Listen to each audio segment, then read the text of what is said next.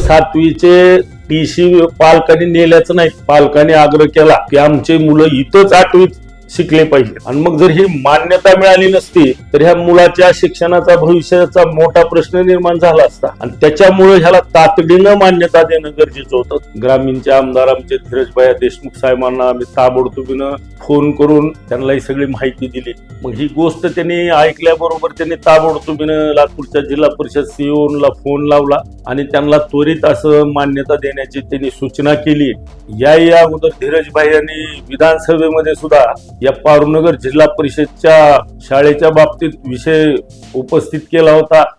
माझ्या मतदारसंघामध्ये एक अतिशय महत्त्वाची बाब आहे की एक जिल्हा परिषद शाळा आहे की ज्या जिल्हा परिषद शाळा ही मुरुडची शाळा आहे आणि पारूनगरमध्ये ही जिल्हा परिषद शाळा आहे. याच्यामध्ये फक्त त्यांना 7वी पर्यंत त्यांचा वर्ग आहे, त्यांना 8वी 9वी 10वीचा वर्ग जोडण्यात अशी या मागणी या आपल्या माध्यमातून मी सरकारकडे करत आहे. हे काम खास करून आमच्या आमदारांनी केलं आणि त्याच्यामुळेच आज आमचा 8वीचा वर्ग चालू होऊ शकला. मी त्या सर्वांचे आभार मानतो ज्यांनी 8वीचा वर्ग सुरू करण्यासाठी प्रयत्न केले.